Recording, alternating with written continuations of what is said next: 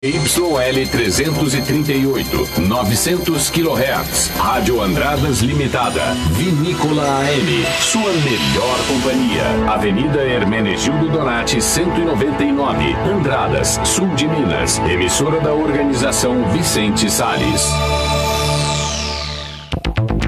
Jornal da Cidade. Oferecimento: Sindicato dos Agricultores, Familiares e Trabalhadores Rurais de Andradas, Ibitura e Caldas.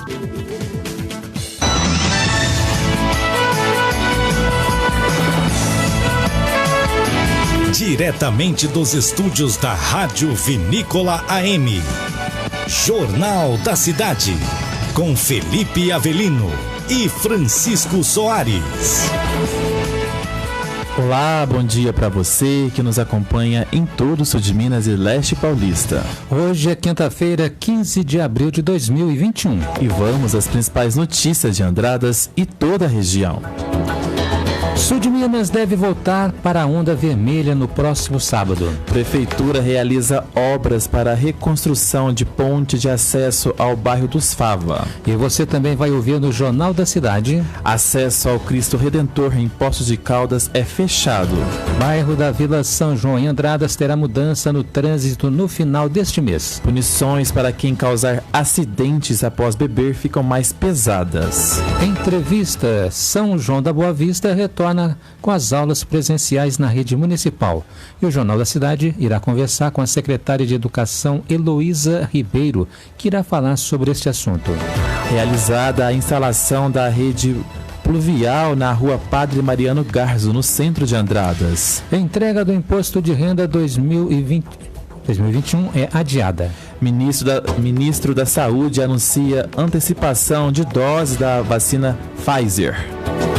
O município de Machado recebe carreta com 2.000 cestas básicas que serão distribuídas na cidade e também na região. Santa Casa de Andradas recebe doação da Alcoa para combate à pandemia. Família processa médicos e Santa Casa de Poços de Caldas após possíveis erros médicos. Ponte de acesso ao bairro Sertãozinho, em Ibitura de Minas, recebe concreto usinado. Momento agro, preço da mandioca sobe, cotação do frango despenca. E preço do café registra alta. Confira a cotação para Andradas e todo o país. Confira também as notícias do esporte com André Luiz. Assista a gente pela internet. Acesse a fanpage da Rádio Vinícola no Facebook. O seu Jornal da Cidade desta quinta-feira já está no ar.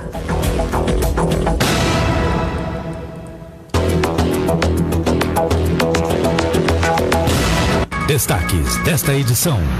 Estamos no ar e começamos a edição de hoje falando sobre a onda roxa em Minas Gerais. O sul de Minas deve voltar à onda vermelha nesse próximo sábado. Ontem, o governador Romeu Zema se reuniu por videoconferência com representantes e entidades de setores produtivos que foram diretamente impactados pela pandemia da Covid-19, como comércio, bares e restaurantes, e para ouvir as demandas das categorias e apresentar as medidas adotadas pelo governo de Minas e seus desdobramentos. Pois é, Francisco, de acordo com ele, o estado teve uma queda no número de casos, o que possibilita o avanço para a nova fase. O governador se reuniu por videoconferência com entidades de setores produtivos que tiveram impacto pela pandemia de Covid-19. Romeu Zema ouviu as demandas de representantes que atuam no comércio, bares e restaurantes e apresentou um resumo das ações do Estado até o momento. Entre as medidas, ampliação em mais de 100% no número de leitos de UTI e enfermaria, reforçando o sistema público de saúde. Outro destaque apontado foi o aumento de 400% na disponibilização de créditos via BDMG, Banco do Desenvolvimento de Minas Gerais. Por fim, a proposta de refinanciamento de débitos estaduais enviada para apreciação da Assembleia Legislativa foi lembrada. Zema também citou a adesão à onda roxa do Minas Consciente como ponto positivo no no combate ao coronavírus. Os resultados apresentados após a implementação das medidas devem permitir o avanço para a fase vermelha do plano de retomada econômica em algumas regiões. São setores que foram muito atingidos pela questão da pandemia e mais ainda pela onda roxa. Mas eu deixei claro para todos eles que estamos aqui abertos ao diálogo, às sugestões, a estarmos fazendo tudo aquilo que estiver ao nosso alcance, porque além de salvarmos vidas, precisamos também salvarmos empregos. Nós tivemos uma queda no número de casos que, consequentemente, acaba significando um menor número de internações e também de óbitos. Estamos com números significativamente melhores, apesar de estarem ainda altos. E isso vai fazer com que nós tenhamos condição de progredirmos para a onda vermelha em muitas das regiões do estado. Nesta quinta-feira, o Comitê Extraordinário Covid-19, grupo que acompanha a pandemia, se reúne e divulga novas atualizações em relação ao Minas Consciente. Rafael Nonato. Notícias. Bom, em Andradas deu-se início às obras de reconstrução da ponte de acesso ao bairro dos Fava, zona rural do município. A nova estrutura vai permitir o escoamento da produção agrícola dos produtores locais. A mineradora da Paz doou as pedras que estão sendo utilizadas para a reconstrução da ponte. E de acordo com a Secretaria Municipal de Obras, a previsão é que a obra seja concluída nesta sexta-feira, dia 16. Pois é, Francisco, ainda nessa pauta falando sobre obras, a Rua Padre Mariano Garzo está recebendo melhoria na rede pluvial. Foram utilizados 80 metros de manilhas de concreto e 60 metros de dreno para a captação de águas subterrâneas, com o objetivo de diminuir a umidade da área e, consequentemente, aumentando a aderência e a durabilidade da massa asfáltica. Pois é, a próxima etapa a ser realizada é o recapeamento da via, que deve ser executado na primeira quinzena do mês de maio.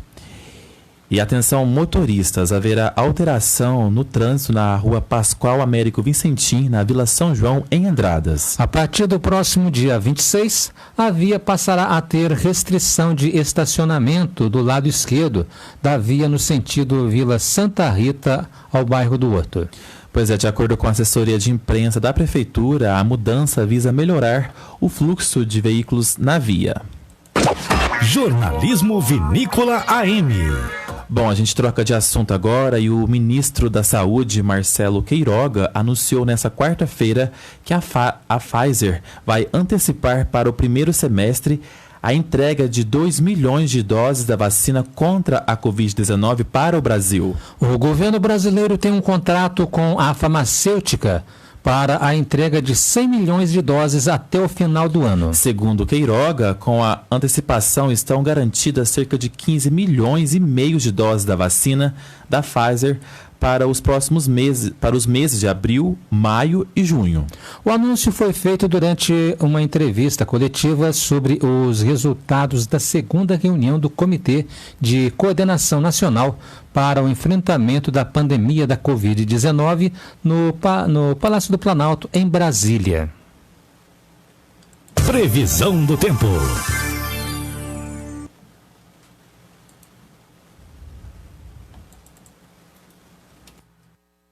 Bom dia, Felipe, bom dia, Francisco e ouvintes do Jornal da Cidade. Vamos à previsão do tempo. Nesta quinta-feira, o ar mais frio mantém as temperaturas amenas em Andradas. O fluxo de ar úmido e frio vindo do Oceano Atlântico, associado ao sistema de alta pressão, favorece a nebulosidade e a formação de névoa úmida ao amanhecer. Nesse momento, os termômetros marcam 22 graus. À tarde, a máxima é de 27 graus. A umidade relativa do ar está avaliada em 54%. Já para amanhã, a mínima prevista é de 16 e a máxima é de 27 graus. As informações são do Somar Meteorologia. Eu volto amanhã com mais previsão do tempo. Leiton Carioca para o Jornal da Cidade. Uma boa tarde a todos.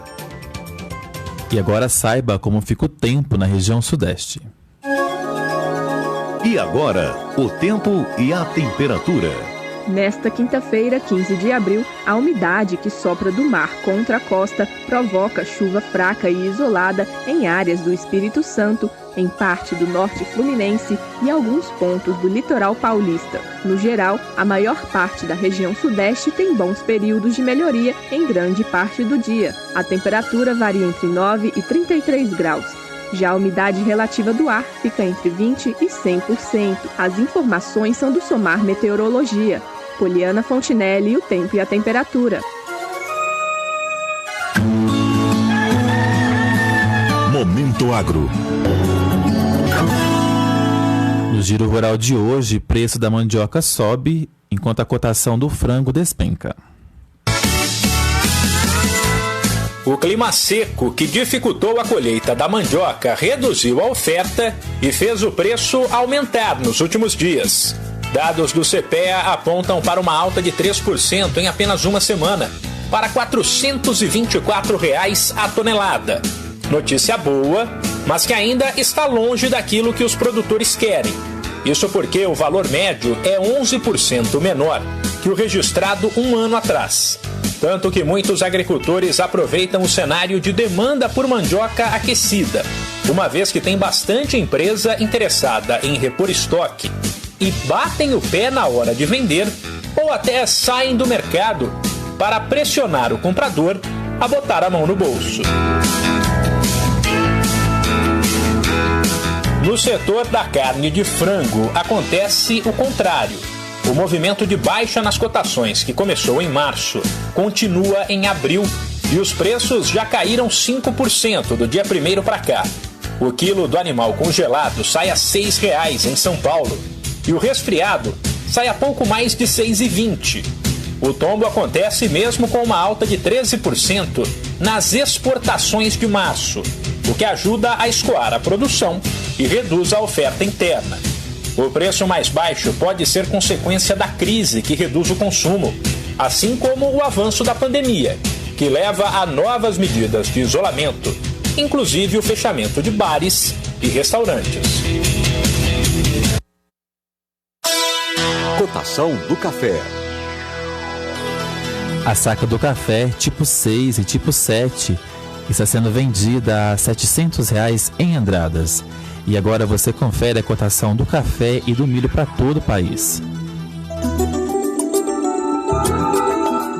A saca de 60 quilos do café arábica começou a quinta-feira com alta de 1,79% no preço e é vendida a R$ 743,91 na cidade de São Paulo. O café robusta também teve elevação no valor. A alta foi de 0,21% e a saca é comercializada a R$ 456,63 para retirada no Espírito Santo. O açúcar cristal registrou aumento de 0,59% e o produto é vendido a R$ 106,29 em São Paulo. Em Santos, no litoral paulista, o valor da saca de 50 quilos sem impostos subiu 1,08% e a mercadoria é comercializada a R$ 105,44. No mercado financeiro, o preço da saca de 60 quilos do milho teve salto de 0,36% e é negociada a R$ 96,92. Em Cascavel, no Paraná, o preço é R$ 99,00. Em Rondonópolis, no Mato Grosso, o milho é vendido a R$ 80,00. Em Uberaba, Minas Gerais, o preço à vista é R$ 85,00.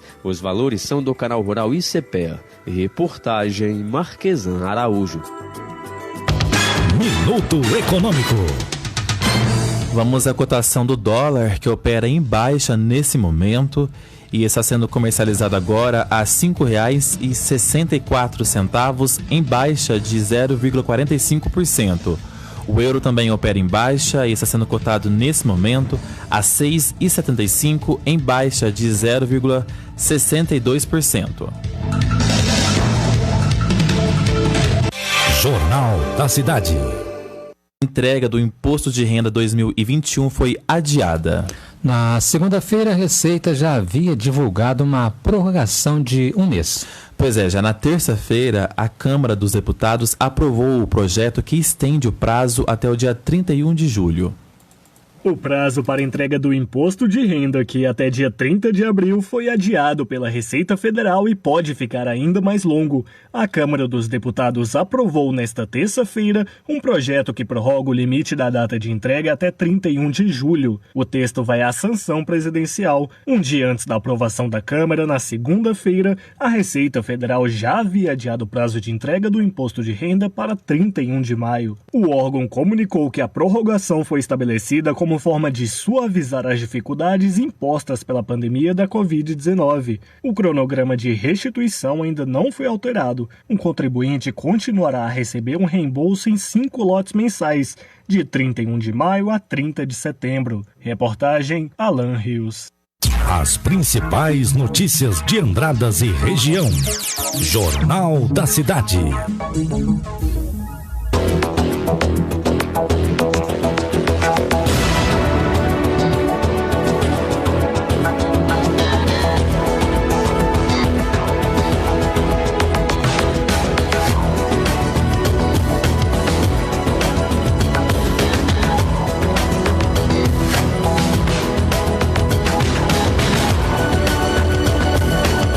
E no próximo bloco você irá conferir. Santa Casa de Andradas recebe doação da Alcoa para combate à pandemia. E tem ainda acesso ao Cristo Redentor de Poços de Caldas é fechado. E a gente ainda traz os números atualizados do boletim da Covid-19 em São João da Boa Vista. Neste momento faz aí 23 graus, né? E à tarde a máxima deve chegar aos 28. E daqui a pouquinho a gente traz estas e outras notícias logo após os comerciais.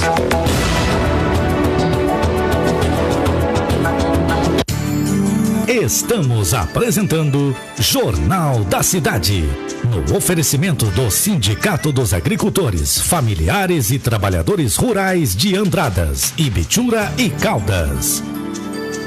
11h32. 900 kHz, vinícola.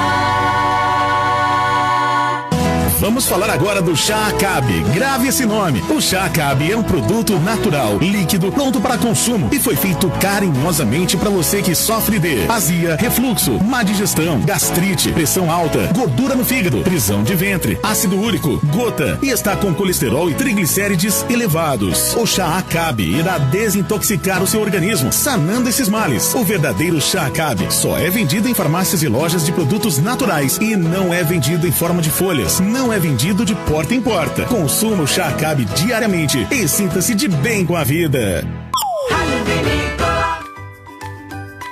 Se seu sonho for comprar, vender ou fazer locação de um imóvel com toda a segurança e documentação em dia, você precisa ir à Imobiliária Bergamasco. Atendem você com muito carinho e você consegue realizar seu desejo de ter um lugar seu. Imobiliária Bergamasco tem tradição de muitos anos em Andradas e é a certeza de ótimos negócios. Rua Coronel Oliveira 180, Centro de Andradas, telefone 3731-3495.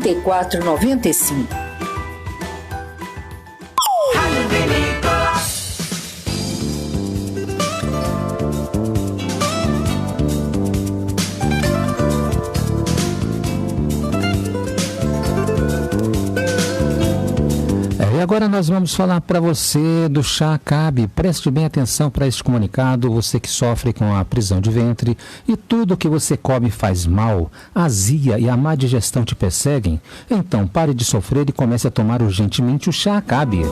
O Chá Acabe auxilia no tratamento do refluxo, prisão de ventre, gastrite, úlcera, cólicas estomacais, cólicas intestinais, infecções intestinais. O chá Acabe ainda ajuda a controlar a sua pressão arterial, reduzindo o seu colesterol e também a diabetes. O concentrado do chá Acabe também regula seu intestino, auxilia na prevenção do AVC e também do infarto. Auxilia ainda no tratamento da gordura no fígado e ainda ajuda a eliminar aquela gordurinha localizada. Chá Acabe é composto com as melhores ervas medicinais e é 100% natural, por isso é muito bom. Mas preste bem atenção, porque o verdadeiro chá Acabe só é encontrado nas farmácias ou lojas de produtos naturais e tem o nome Natubio na caixa e também no frasco. De segunda a sexta, 12:10, programa Baú Musical. Voltamos a apresentar Jornal da Cidade. Jornal da Cidade. Entrevista. Em São João da Boa Vista, as aulas presenciais na rede municipal começou a funcionar nessa semana. E de acordo com a Prefeitura, as escolas estão seguindo as orientações do governo estadual, bem como todos os protocolos de segurança exigidos. Ainda segundo a Prefeitura, esse feito é uma grande alegria para os professores e para as crianças. E para falar sobre esse retorno, nós vamos conversar com a secretária de Educação do município, Heloísa Ribeiro. Ela está com a gente na linha. Bom dia, Heloísa, bem-vinda. Obrigado por falar com o Jornal da Cidade. Bom dia, tudo bem? Eu que agradeço a oportunidade. Bom dia a todos os ouvintes. É bom estar sempre atualizando as informações, né? Sem dúvidas, Heloísa. Heloísa, que notícia boa de se dar, né? O retorno das aulas. Conta pra gente como foi esse retorno aí em São João da Boa Vista. Olha, falar de retorno às aulas depois de um ano e pouco, né, com a ausência só no ensino remoto, é um pouco complicado, porque a gente acabou de passar pela fase emergencial, é uma fase que a saúde pública, né, do Brasil, mas mais especificamente do estado de São Paulo, estava bem complicada. Então, a gente estava aguardando o pronunciamento do governador na sexta-feira, e quando a escola já foi decretada como um serviço essencial. Então, enquanto serviço essencial, seria a mesma coisa que um supermercado, que o banco, são serviços que a comunidade não pode ficar sem. E na sexta-feira, o governador, no Plano de São Paulo, passou todo o estado para a fase vermelha, em que é autorizado, né, o retorno em até 35% dos alunos. E baseado no Plano de São Paulo, a prefeita também decretou esse retorno presencial, e a gente que já vinha se preparando há muito tempo, na realidade, desde quando nós assumimos em janeiro, nós já fizemos um plano de retomada nas escolas, com tudo combinado, né, como seria a organização de cada detalhe em relação ao transporte, acolhimento da criança na entrada da escola, com aferimento de temperatura, álcool gel, disposição de carteira, estava tudo combinado num plano de retomada. Cada escola tem o seu comitê local para decidir sobre as questões da pandemia, e assim a gente já estava mais ou menos preparado desde o início, né? As equipes todas foram formadas dentro dos protocolos sanitários e estava só aguardando o momento. Então foi meio rápido, meio repentino, né? A partir do pronunciamento do governador, do decreto no sábado, no decreto da prefeita do domingo, e aí, segunda e terça, nós entramos em contato com as famílias e ontem foi o primeiro dia de aula presencial. Certo, mas a gente nota que vocês já estavam preparadas para esse retorno, né, Heloísa? Sim, é o que eu sempre falava, a gente tem que estar preparado porque ele vai acontecer um dia, né? E nós não podemos ficar assim aguardando um decreto para depois se organizar. Então, desde janeiro, quando eu entrei no Departamento Municipal de Educação, eu já pedi esse plano de retomada, a gente já se preocupou com o protocolo, ele consta hoje da página da Prefeitura, o nosso protocolo sanitário. Ele foi traçado em conjunto com o Departamento Municipal de Saúde, Vigilância Sanitária e Epidemiológica. Os insumos foram todos comprados, né, para a gente garantir esse retorno gradual e seguro nas escolas. E aí foi só questão de colocar em prática tudo que a gente vinha planejando há alguns meses. Certo. E aparentemente deu muito certo, né, porque ontem eu fui percorrer as escolas, fiquei muito até emocionada com as crianças, com a alegria das crianças, A gente sabe que as crianças, nós, no primeiro momento, pensamos, né, naquelas mais vulneráveis, né, que têm defasagem de aprendizagem, que não têm acesso à tecnologia. A gente sabe que criança que não participa de atividade remota, que a família nem tem celular às vezes, não tem computador, não tem internet, ou mesmo famílias que não conseguem ensinar em casa, né? Crianças com necessidade de alimentação escolar, saúde mental sob risco. A gente sabe que aumentou muito os casos de depressão, ansiedade, obesidade infantil, síndrome de pânico entre as crianças, né? Então a gente sabia dessa necessidade de voltar às aulas. Muitas mães também nos procurando na rede municipal porque precisam trabalhar, precisam deixar suas crianças em ambientes seguros e educativos.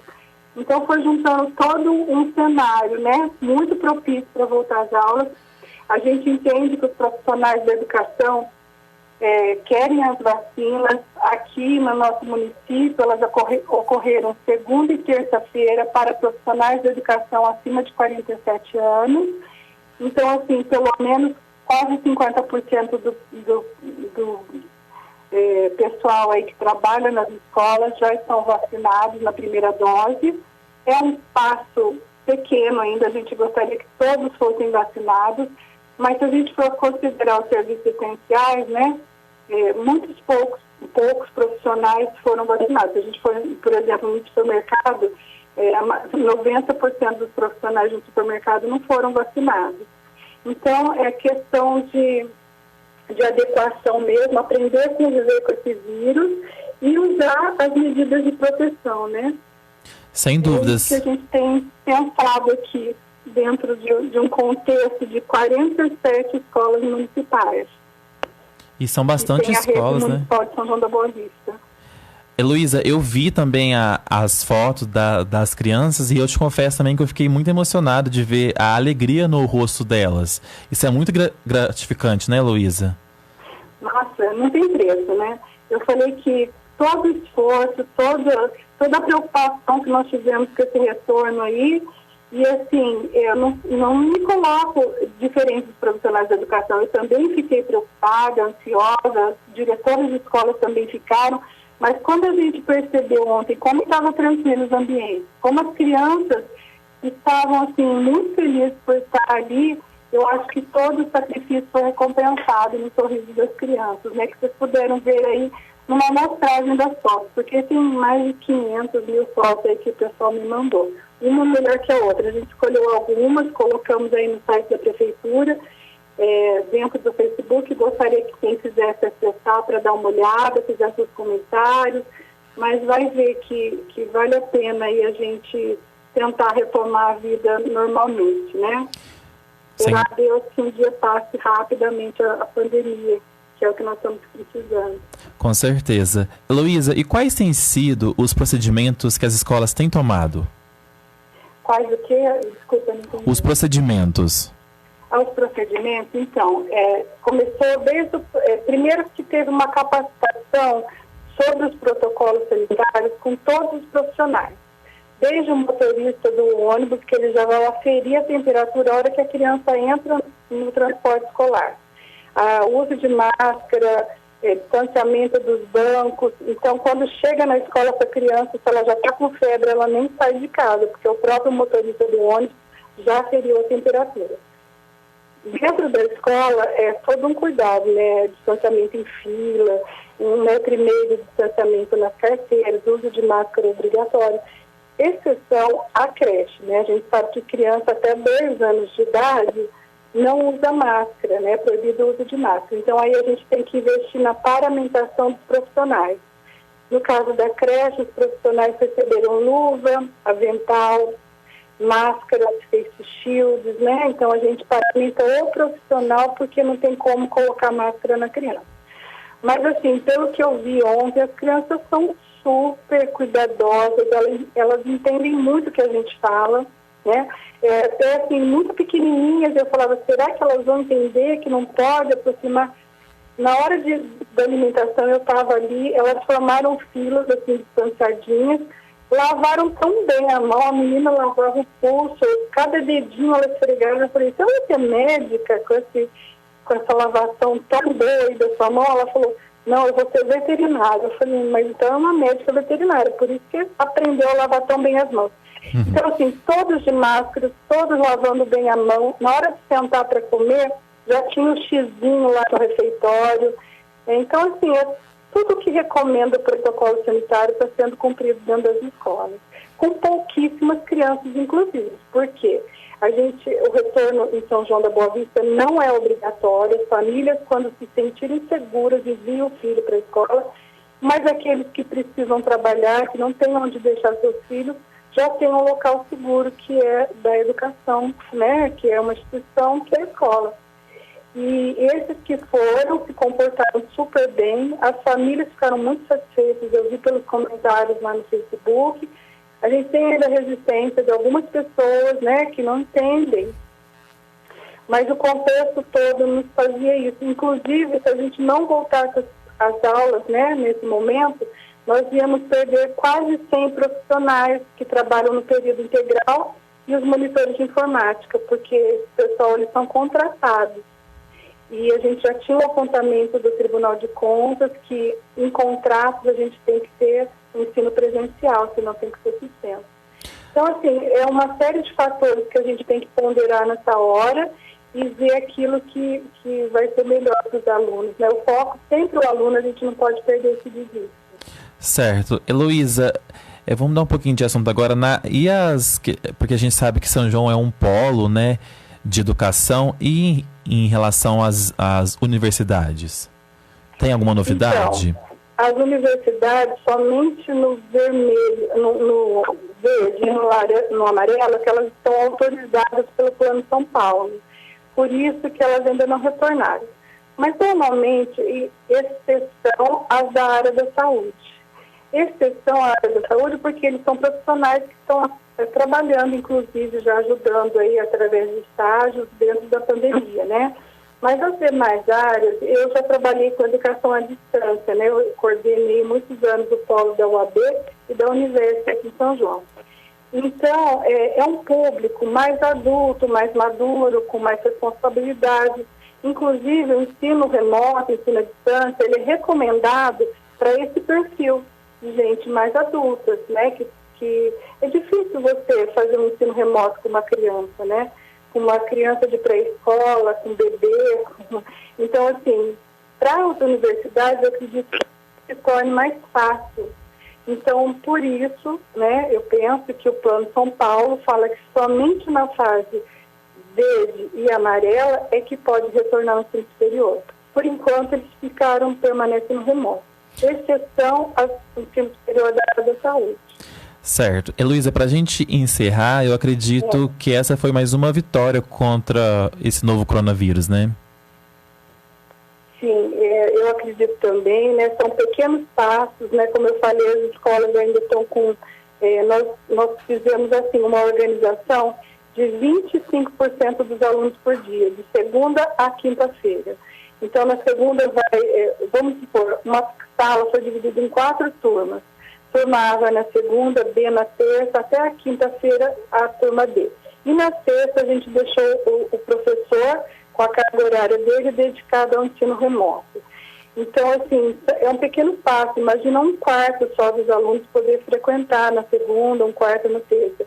Mas é preciso avançar. Eu acho que a gente não pode ficar de braços cruzados, só reclamando, só olhando notícias ruins. A gente tem que tentar, né? As crianças, a gente sabe que existe até contaminação, mas tem maiores danos. Uma faixa etária que é menos vulnerável ao vírus, pelo que a gente tem assistido pela experiência até agora. Então, assim, passo a passo, elas precisam voltar, porque o dano que elas estão tendo com outro tipo de exposição emocional aí. Eu recebi até uma carta aqui do Conselho Municipal de Desenvolvimento da Criança e do Adolescente, que é o CDMCA. Eles apoiando esse retorno presencial, porque eles acreditam que a criança em casa ela está tendo um dano, acho que maior, se não igual, mas até maior em relação à pandemia, né? Já que elas não são a faixa etária que mais adquire o vírus. mas emocionalmente elas estão muito prejudicadas. Então, é um passo pequeno, mas foi um passo que precisa ser dado. Inclusive porque é um decreto, né, do Estado de São Paulo, dentro do Plano de São Paulo, é um decreto do município e cabe a nós somente cumprir, né, da melhor forma possível, como a gente viu que está sendo cumprido aqui em São João da Boa Vista. Tá certo. Heloísa, muito obrigado por falar com a gente. Parabéns aí pelos trabalhos que vocês têm realizado na rede municipal aí de São João da Boa Vista. Muito obrigada. Eu estou às ordens da Rádio Vinícola FM, estou às ordens dos outros municípios. Se quiserem vir aqui, ver a nossa experiência, eu fico totalmente disponível aí para ajudar. Tá certo. Obrigado, Heloísa. Abraço, muito obrigada. Boa tarde.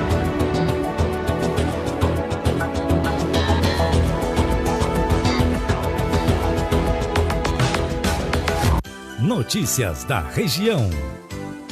Vamos com as notícias da região. Em Poços de Caldas, após registrar grande concentração de pessoas no último final de semana, que foram mais de 1.000 pessoas, né, aglomeradas, o Cristo Redentor a Secretaria fechou as entradas de acesso ao Cristo Redentor e à rampa de voo livre. Pois é, manilhas foram colocadas no acesso pelo bairro Vila Rica, além do impedimento na entrada principal do Cristo, na bifurcação com a entrada da Pedra do Balão. Neste ponto, o fechamento é feito com correntes e sinalização com placas para que somente os servidores e fiscalização acessem o local. Pois é, Francisco, a fiscalização prossegue juntamente com a Polícia Militar e as equipes da Defesa Social. E o município de Machado recebeu ontem uma carreta com 2.000 cestas básicas que serão distribuídas na cidade e na região. A doação é da ONG Ação da Cidadania, por meio do projeto Brasil Sem Fome. Além de Machado, Cabo Verde, Inconfidentes e Poços de Caldas receberão partes dessas cestas. Segundo o coordenador do projeto, Eduardo Tardioli, as cestas serão distribuídas para famílias em situação de insegurança alimentar por meio de visitas de voluntários que fazem busca ativa e alimentam uma lista de famílias em situação de vulnerabilidade social. Ainda segundo ele, em 2020 foram criados comitês locais em 4 outras cidades da região.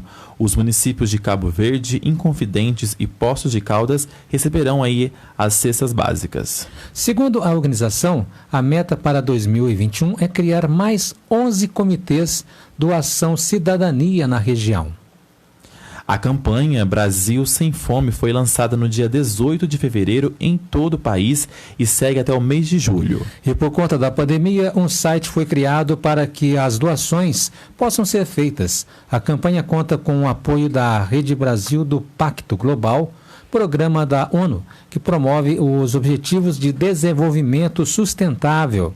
Entre as empresas e dentro da parceria, irá mobilizar o setor empresarial para contribuir com a causa. Jornal da Cidade. E a privatização dos Correios avança. A venda da estatal pode acontecer no próximo ano. Segundo o Ministério da Economia, a segunda etapa para a privatização dos Correios devem ser encerradas em agosto deste ano, caso a segunda etapa de estudo avance.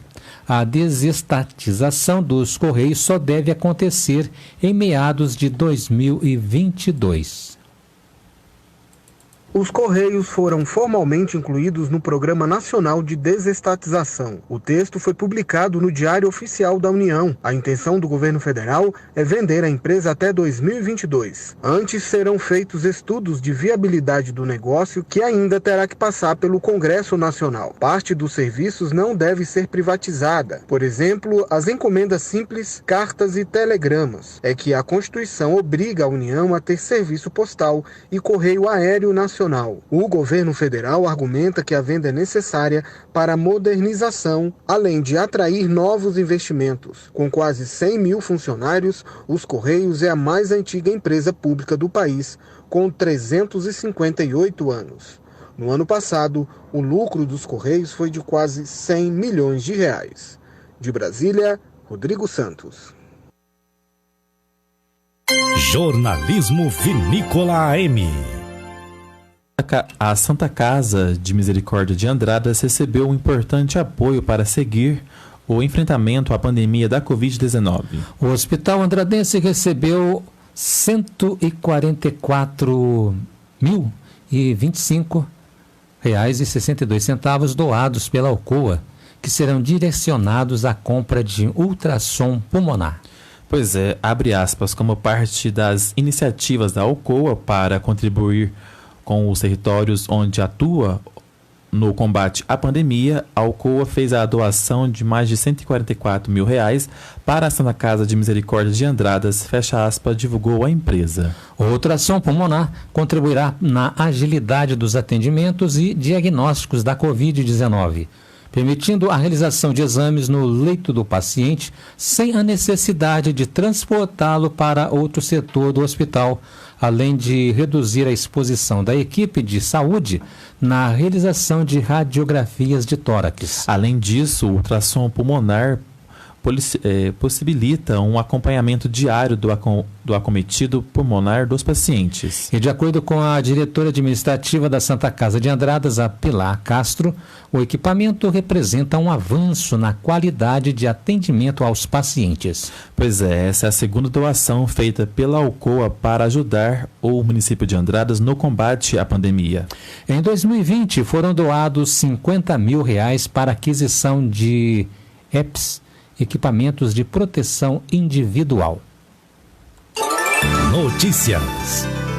E o desemprego na pandemia é maior entre jovens e pessoas sem o ensino médio completo. Acompanhe. Jovens entre 18 e 24 anos foram os mais prejudicados pelo desemprego provocado pela pandemia de Covid-19. A taxa de desocupação subiu de quase 24% nos últimos 4 meses de 2019 para 30% no mesmo período do ano passado.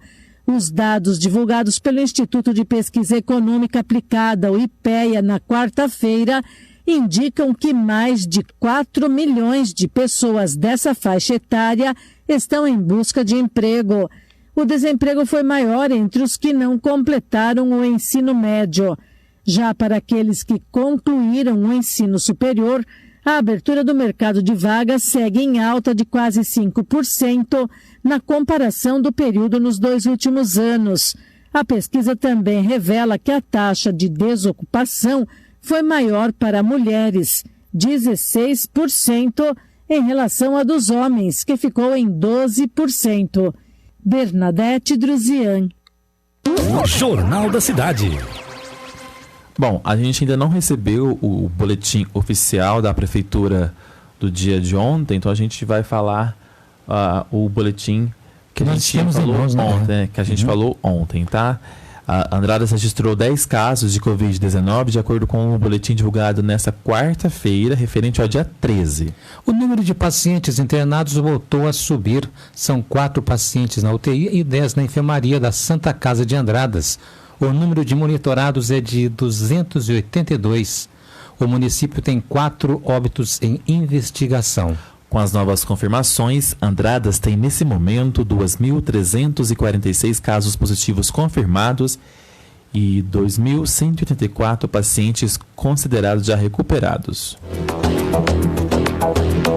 E no próximo bloco, família processa médicos e Santa Casa de Poços de Caldas após possíveis erros médicos. E tem ainda a ponte de acesso ao bairro Sertãozinho, em Bitura de Minas, recebe concreto usinado.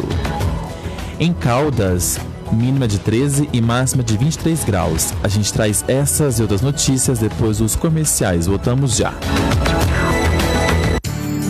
Estamos apresentando Jornal da Cidade. No oferecimento do Sindicato dos Agricultores, Familiares e Trabalhadores Rurais de Andradas, Ibitura e Caldas. Jornalismo Vinícola AM. 11h58.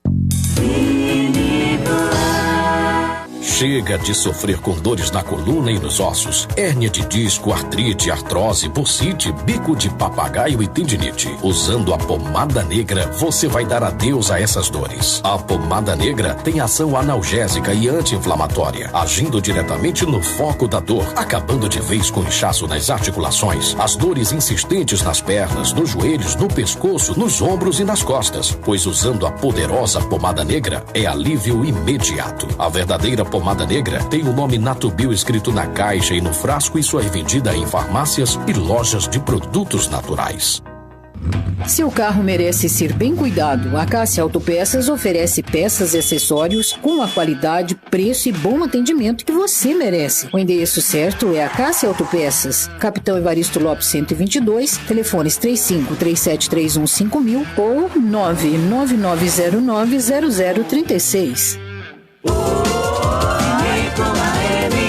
Em Minas, a cultura transforma a vida de milhares de pessoas. Gente que vive da cultura e gente que não vive sem ela. Palcos, danças, shows, museus, cinema, literatura e arte. Hoje a CEMIG é a maior incentivadora da cultura mineira. Conheça a programação cultural incentivada em cemig.com.br ou acompanhe nossas redes sociais. Cultura, essa é a fonte da nossa energia. CEMIG, Minas Gerais. Governo diferente, Estado eficiente.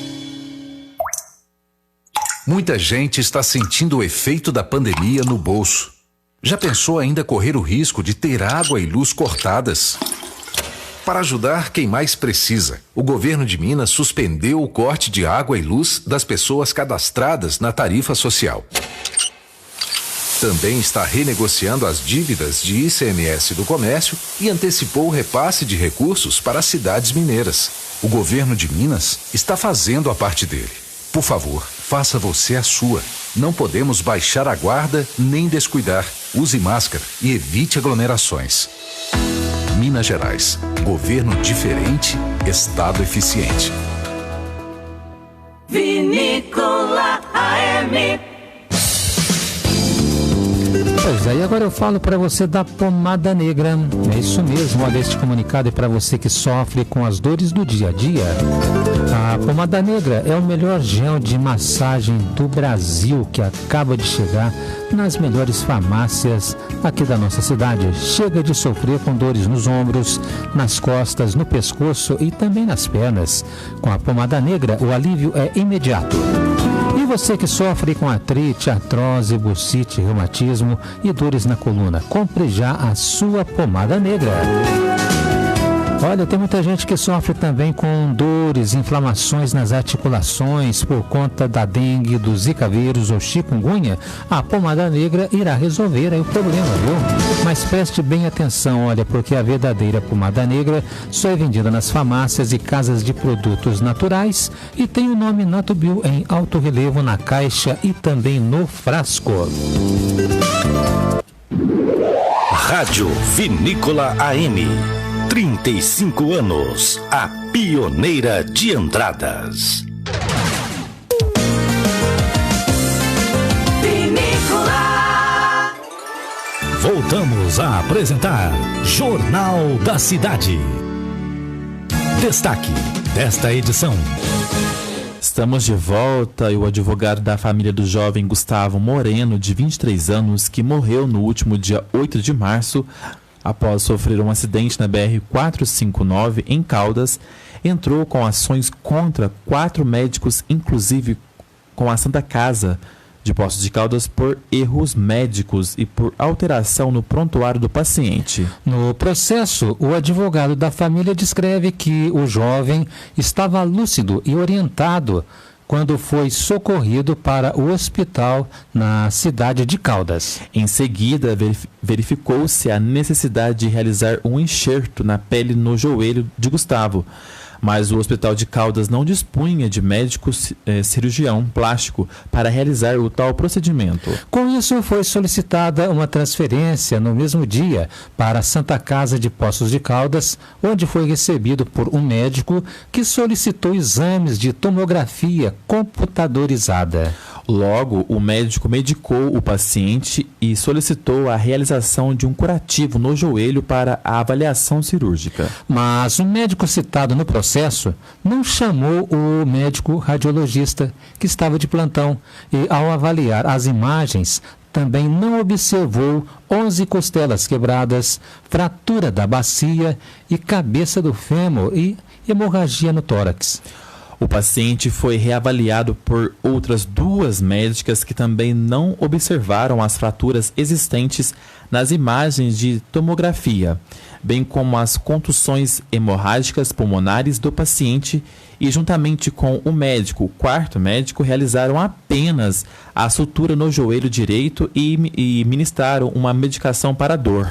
Após a sutura, às 10h40 de segunda-feira, ou seja, apenas 12 horas após a entrada na Santa Casa de Poços de Caldas, as médicas determinaram a alta hospitalar e receitaram medicamentos para Gustavo.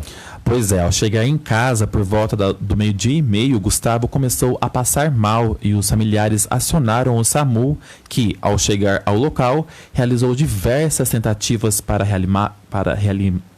reanimá-lo, porém sem sucesso. Ainda segundo o advogado da família, foi realizada a necrópsia do cadáver de Gustavo, que constatou que a morte da vítima ocorreu em decorrência de choque hemorrágico torácico, em razão da laceração da veia pulmonar direita, devido ao traumatismo por acidente de trânsito. Pois é, Francisco, a Polícia Civil determinou a instauração de um inquérito policial para apurar a ocorrência do homicídio culposo decorrente de erro médico. Mas, posteriormente, 2 médicos supostamente teriam dado declaração falsa ou diversa da que deveria constar no prontuário médico, alterando a verdade sobre fato juridicamente relevante sobre a notícia de crime ao Ministério Público Federal, recebida no dia 7 de abril. Pois é, segundo o advogado Fábio Camargo, o processo foi encaminhado para a Polícia Federal, pois o jovem foi atendido pelo Sistema Único de Saúde, no SUS, na Santa Casa de Poços de Caldas. Pois é, no inquérito apura as condutas dos médicos e da unidade de saúde por homicídio culposo. Em nota divulgada à imprensa, a Santa Casa disse que desconhece o teor da ação e diz ter sido proposta contra ela, mas lamenta da mesma forma o ocorrido com seu paciente Gustavo Moreno e afirma ter posto à disposição do paciente todos os seus recursos tecnológicos capazes de tratá-lo da melhor forma possível. Mantém-se solidária com a família, né? E guarda para conhecer aí os termos da mencionada ação, quando então responderá ao juízo. Que coisa, hein, Francisco? Vamos aguardar aí, a gente continua acompanhando esse caso. Assim que tiver mais notícias, a gente traz para você. Jornal da Cidade. Há 35 anos, levando até você a informação com credibilidade. Na última segunda-feira, a administração municipal de Ibitura de Minas fez a concretagem da nova ponte que dá acesso ao bairro Sertãozinho e ao Complexo das Cachoeiras. Os colaboradores da prefeitura, logo no início da manhã, acertavam os últimos detalhes até a chegada do caminhão-bomba e com o concreto usinado. Segundo o engenheiro Gideone Pádua, a estimativa é que serão utilizados na ponte cerca de 25 toneladas de concreto e a estrutura que foi projetada com uma laje para receber aí a cobertura maciça vai suportar aí uma carga de 45 toneladas. Jornalismo Vinícola AM. Agora, notícias do esporte, com André Luiz.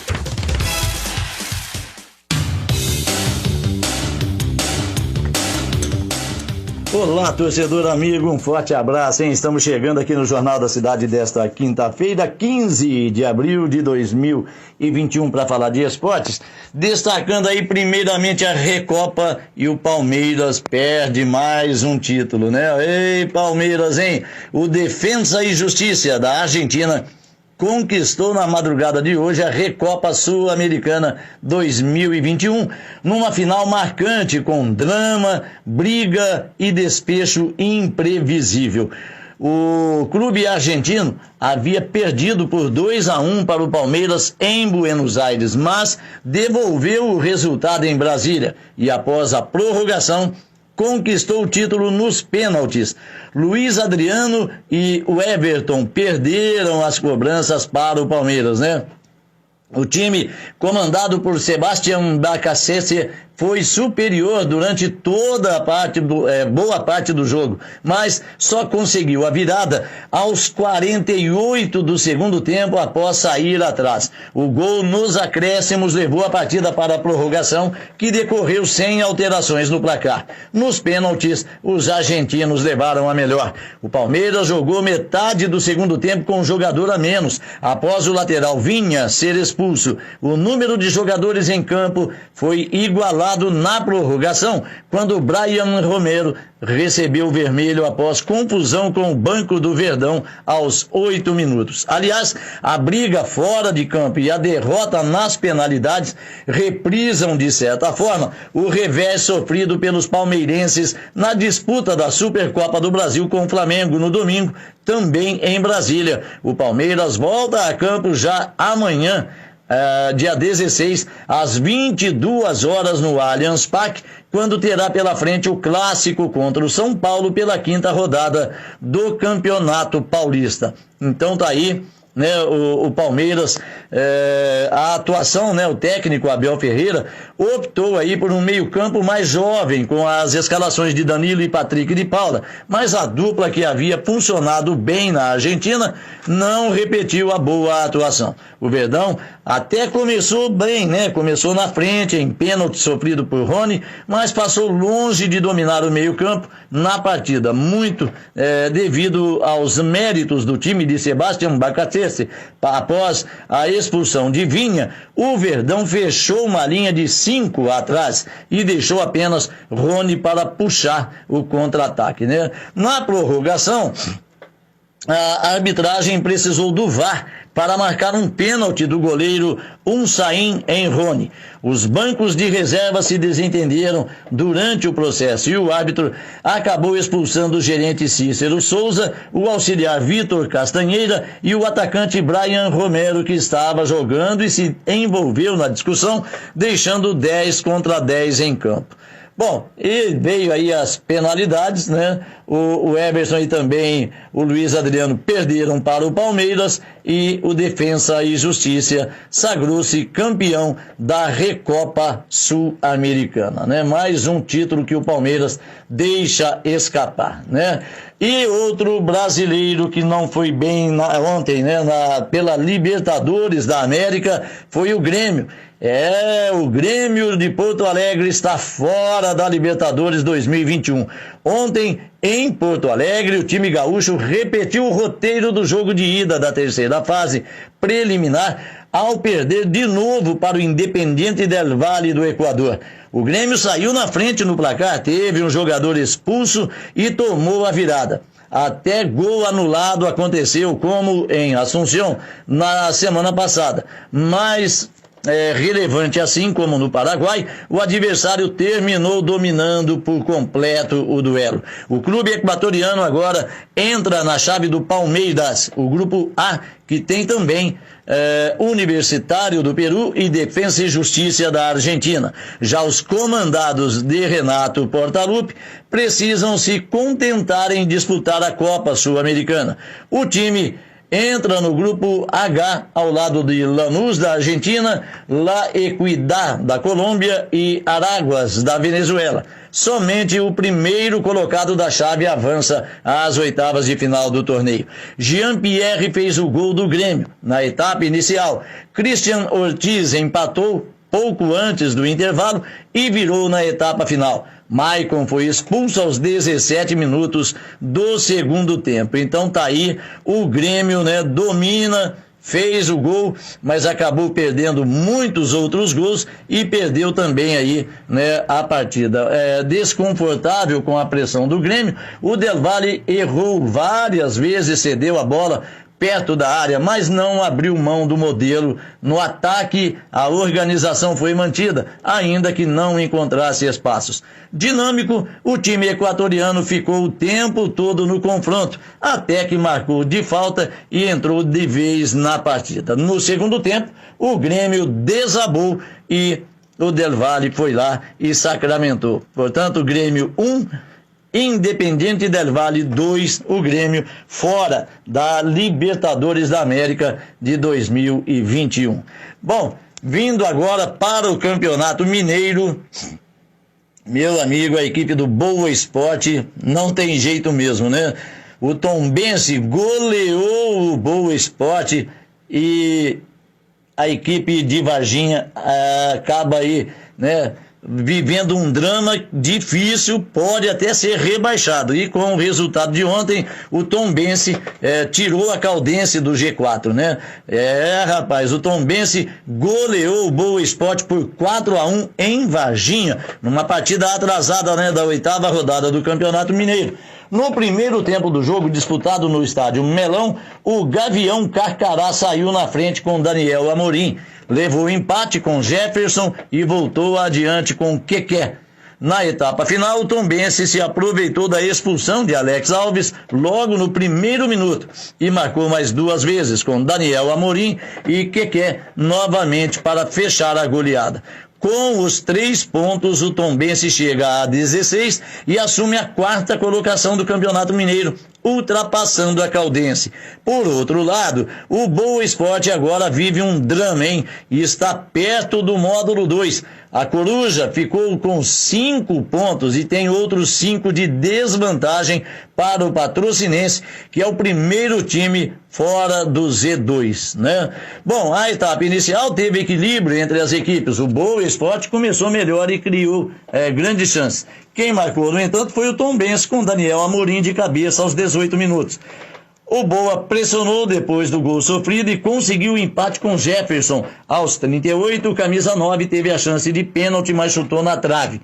1 minuto depois, no entanto, ele fez de cabeça após a batida de escanteio e empatou. O Gavião Carcará foi para cima e conseguiu voltar à frente do placar. Ainda na etapa inicial, Keké, aos 46, deu a vitória parcial por 2-1 para o time de Tombos. Na segunda etapa, começou aí com a expulsão, né? Uma expulsão logo no primeiro minuto. O zagueiro Alex Alves levou o vermelho após uma falta dura em Kaique e deixou o Boa Esporte com 1 a menos. Aí o Tombense se aproveitou, administrou o jogo e ainda conseguiu fazer mais 2 gols com os mesmos autores do primeiro tempo, Daniel Amorim e Keké. O Boa tentou encontrar espaços e diminuir o placar, mas não conseguiu e conseguiu evitar, né, a goleada. O Tombense aproveitou o jogo a menos para entrar no G4 do Mineiro e colocar vantagem de 2 pontos para a Caldense, que caiu para a 5ª colocação. Se tem festa pelos lados de Tombos, pelos lados de Varginha a situação é dramática. O Boa tem que vencer os próximos 2 jogos contra o Atlético Mineiro e Caldense. Olha só que pedreira, hein? E torcer para que Patrocinense ou Uberlândia não somem pontos nas partidas restantes, né? Já sem jogos a menos, Boa Esporte e Tombense voltam a campo no final de semana. A Coruja enfrenta o Atlético Mineiro no domingo às 16 no estádio Melão, em Varginha. Já o Gavião Carcará vai até Uberlândia, onde joga contra o time da casa também no mesmo dia, porém às 10 horas da manhã. Então tá aí, torcedor, essas as notícias do esporte para você aqui no Jornal da Cidade. Eu volto amanhã trazendo muito mais, hein? Desejo a você uma boa tarde, fique com Deus e cuide-se.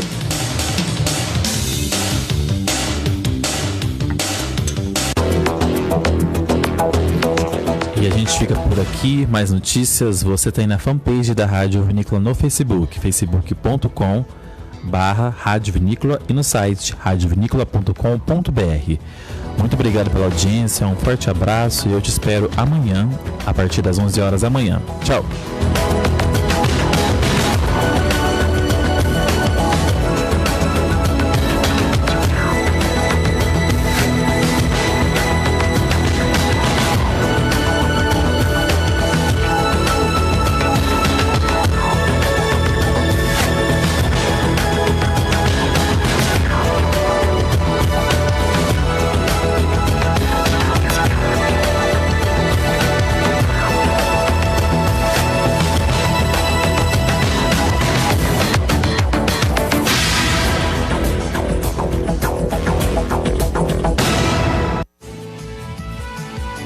Você ouviu Jornal da Cidade. Produção e redação Felipe Avelino. Apoio técnico Diego Salles e Antônio Deodato. Direção-geral de jornalismo Domingos Antônio Biasoli Salles.